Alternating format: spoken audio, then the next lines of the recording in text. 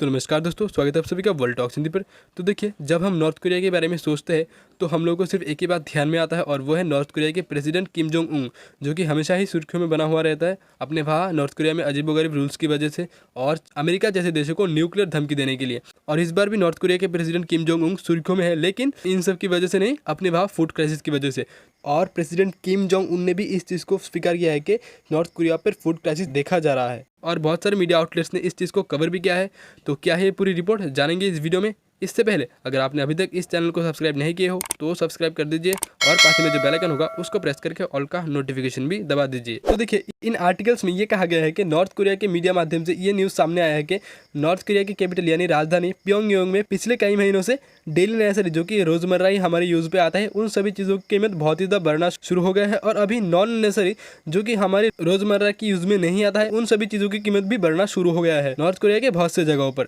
और आप लोगों को ये जान के हैरानी होगी कि नॉर्थ कोरिया में अभी एक छोटी ब्लैक टी पैकेट की कीमत $70 हो गया है और एक पैकेट कॉफ़ी की कीमत $100 से ज़्यादा हो गया है। अगर हम इसकी कीमत को भारतीय रुपये में कन्वर्ट करें तो देखिए 7,404 रुपये 4 पैसा होता है। तो आप लोग इसी बात से अंदाज़ा लगा सकते हो कि वहाँ पर नॉर्थ कोरियन लोगों की हालत क्या है अभी। और इसी चीज़ के ऊपर यूएन के फूड एंड एग्रीकल्चर डिपार्टमेंट ने एक डेटा रिलीज़ किया है और इस डेटा के अनुसार नॉर्थ कोरिया में अभी टोटल जो पॉपुलेशन है इसके अनुपात के हिसाब से 8,60,000 मैट्रिक टन फूड की क्राइसिस अभी देखा जा रहा है नॉर्थ कोरिया में। और यूएन के इस फूड एंड एग्रीकल्चर डिपार्टमेंट के डेटा के अनुसार अभी नॉर्थ कोरिया में जितनी फूड मौजूद है ये सिर्फ 2 महीने तक ही चलेगा। अब आप सभी के मन में ये सवाल होगा कि नॉर्थ कोरिया में ऐसी सिचुएशन क्यों हुआ है, क्या वहाँ पर एग्रीकल्चर नहीं होता है? तो देखिए, इसका एक सिंपल आंसर है, नॉर्थ कोरिया में जितनी फसल प्रोड्यूस होता है ये वहाँ की ज़रूरत के हिसाब से बहुत ही कम होता है और इसीलिए नॉर्थ कोरिया अपने पड़ोसी मित्र चाइना और बहुत से बाहर के कंट्रीज पर फूड सप्लाई के लिए निर्भर रहता है। और नॉर्थ कोरिया के प्रेसिडेंट किम जोंग उन ये हमेशा ही दिखाने की कोशिश करता है कि नॉर्थ कोरिया एक बहुत ही पावरफुल कंट्री है। नॉर्थ कोरिया में बहुत सारे मिसाइल्स है जो कि किसी भी देश को हिट कर सकता है और अपनी जो मिसाइल पावर है ये दुनिया भर के कंट्रीज को दिखाता रहता है।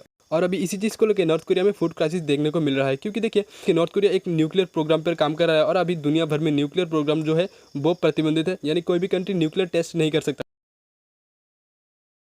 और नॉर्थ कोरिया के प्रेसिडेंट किम जोंग उन ये हमेशा ही कोशिश करते हैं कि नॉर्थ कोरिया एक न्यूक्लियर पावर्ड कंट्री बन जाए। और इसी को लेकर यूएस और यूएन ने नॉर्थ कोरिया पर हैवी सैंक्शंस लगा रखा है और इन सैंक्शंस की वजह से ही नॉर्थ कोरिया की जो एक्सपोर्ट और इंपोर्ट है इस पर अभी भारी गिरावट देखने को मिल रहा है। और जैसा कि मैंने आप सभी को पहले ही बताया था कि नॉर्थ कोरिया अपने वहाँ जो फूड है इसके लिए बाहर के कंट्रीज पर बहुत ही ज़्यादा निर्भर है और इन सैंक्शंस की वजह से नॉर्थ कोरिया बहुत ही कम फूड को अपने वहाँ इम्पोर्ट कर पा रहा है। तो देखिए, यहाँ पर इस फूड क्राइसिस को देखते हुए क्या नॉर्थ कोरिया के प्रेसिडेंट कुछ करेंगे अपने सिटीजन्स के लिए, यानी क्या अपने न्यूक्लियर जो प्रोग्राम है इसको क्या स्थगित कर देंगे? तो देखिए, यहाँ पर पॉसिबिलिटीज बहुत ही कम है कि नॉर्थ कोरिया के जो प्रेसिडेंट है किम जोंग उन ये न्यूक्लियर प्रोग्राम को अभी पोस्टपोन कर देंगे, क्योंकि नॉर्थ कोरिया हमेशा ही अपने पावर जो है वो दुनिया भर के देशों को दिखाना चाहता है। तो एंड में यही कहना चाहूँगा, अगर आपको ये वीडियो थोड़ी सी भी इन्फॉर्मेटिव लगता है तो इस वीडियो को कीजिए लाइक और इस वीडियो को कीजिए शेयर अपने दोस्तों के साथ। So this is and this video and thanks for watching.